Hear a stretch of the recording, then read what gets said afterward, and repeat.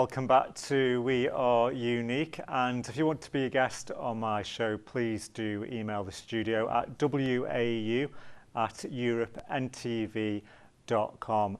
And throughout the series we're talking about all things disability and autism, and my next guest is Chris Ollings. Thanks, Chris, for joining me on We Are Unique. It's a pleasure to have you on the show.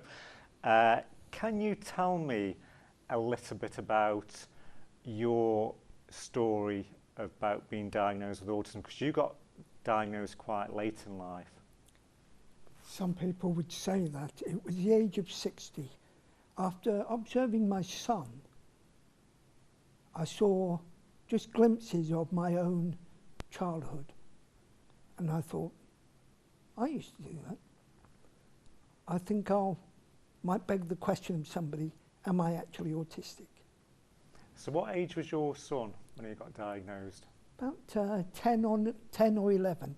He was in mainstream school, but he was having trouble because noises were a problem to him, and he was just started getting bullied.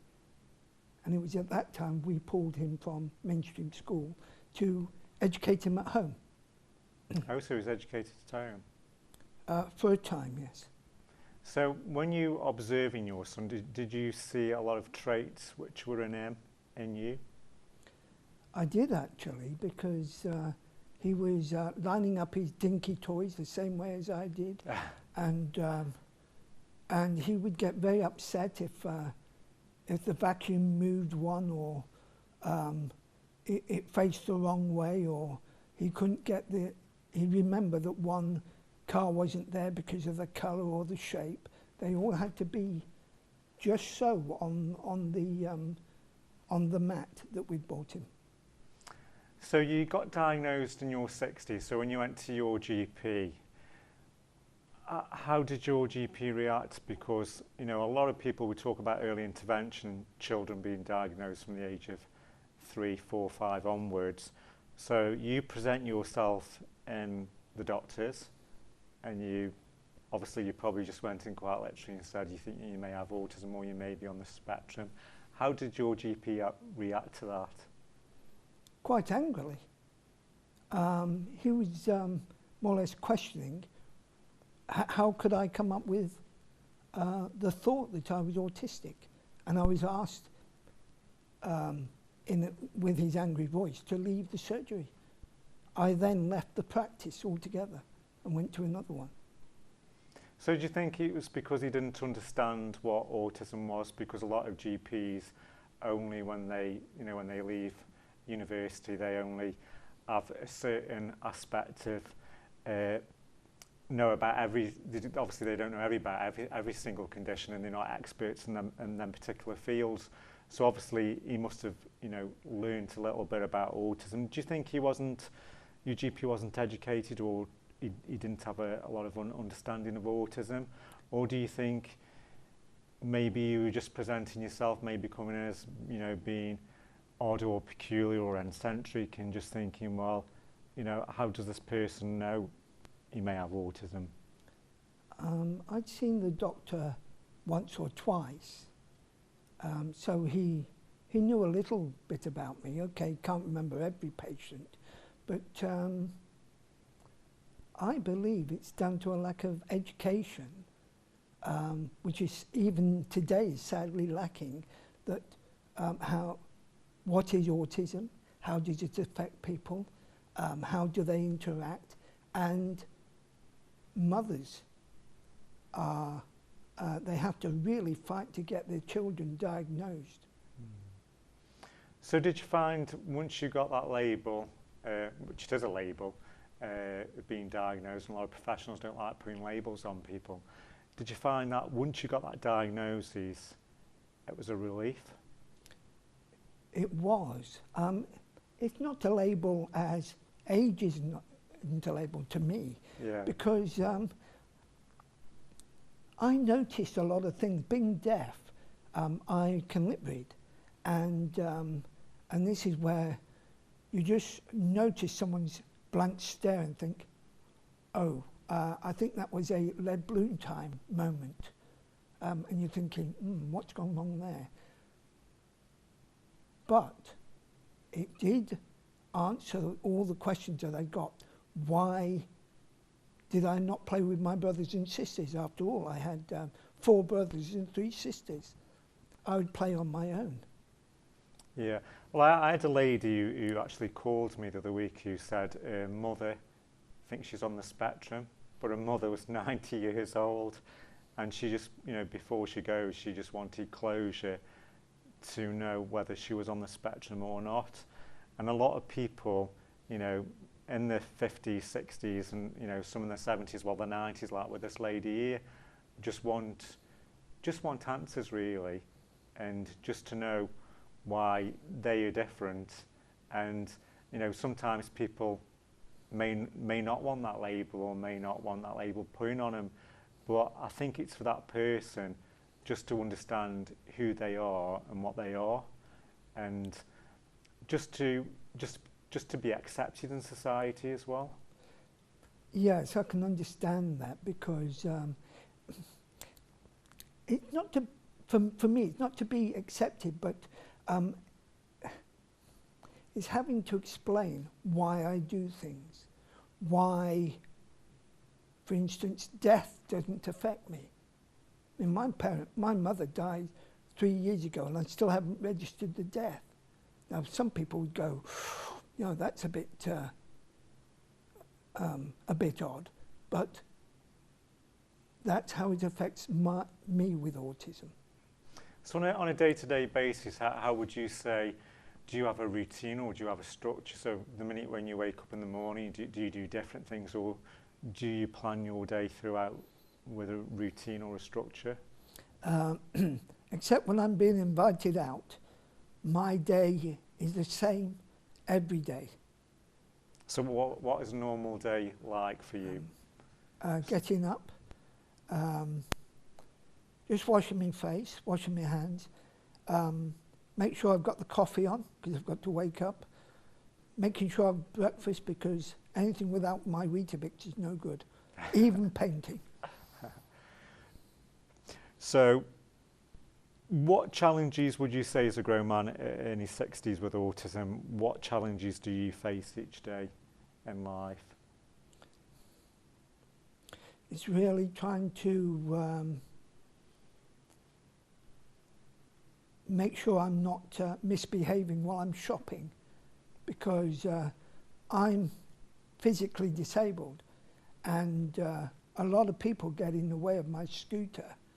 And of course, if you start buzzing the bell, people say, well, you went too fast. Whereas really, I'm going as fast as somebody walking. And people, I find, are very, very ignorant of disabled people, never mind autistic people. And of course, there's the music that's blaring out, and then there's people shopping and making noises, and so you tend to either shop very early in the morning or very late at night, where there's hardly anybody around. Yeah. Okay. So you have a creative side of your autism as well. So we've got a painting here, so I'll just lift that up for you. So can you just explain what that painting is? Yeah, this is my mark, as I would call it. It's of a bungalow with an outhouse, surrounded by trees, with a field just falling away to the river. I tried to highlight the grassy area, because trying to emphasize that there's, or even on a clear day, there could be a cloud, just that wisp that's stopping the sunlight coming through. And of course, there's the shadow made by even the trees around. So I've tried to emphasize everything. So let me just have a look at that myself. So yeah, it's a really, really good picture. You know, as you can see, there's so much detail have gone into it, and you know, you can even see the grass. I don't know whether the camera can pick this up. You can even see the grass verge there with all the the shades of different tones of greens, and even just by looking on the riverbed you can see different shadows of which are basically on the waterbed. And to me, you know, it's a remarkable picture. How long did it take you to do that picture? Yeah, that took about 6 hours.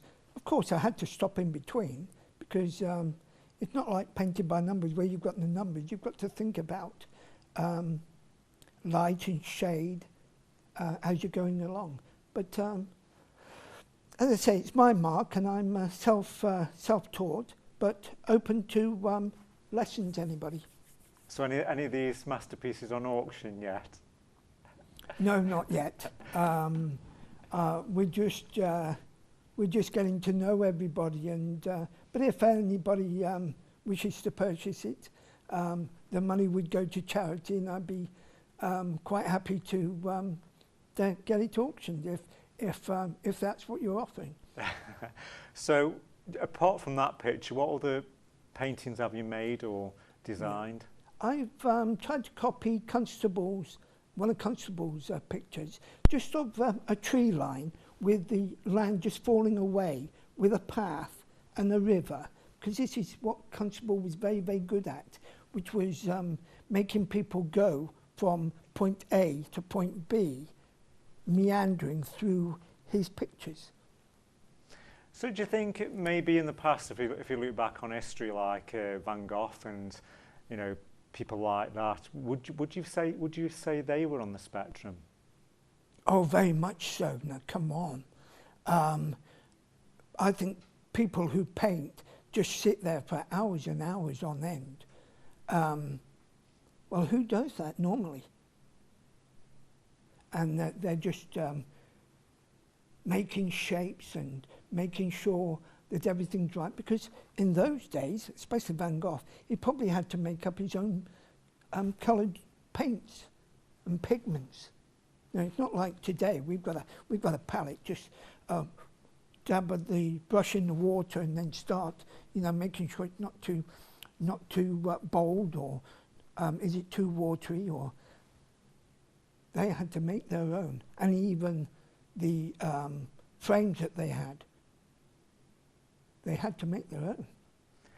Would you say that your painting helps you therapeutically when you're anxious and stressed? Does it relax you? Does it calm you? Yes, it does. Put on the music. It's got to be a good song. And I find the left and right part of my brain starts to open up because I put the paper's already on the easel, the paint's ready, the water's ready, the brushes, and I just get a little flash of an inspiration, and I'll start making, as I said, my own mark on the paper, and suddenly I've got a shape, and then I just start building on that. So let's talk a little bit about your career, because not only are you a fantastic artist, you worked in the Royal Air Force. So tell us a bit about the Royal Air Force. Yes, well, when I was 16, I started Stafford College, training to be a cook. And of course, my father was in the Royal Air Force, so I thought it would be a good idea to join the Royal Air Force, taking my qualification with me.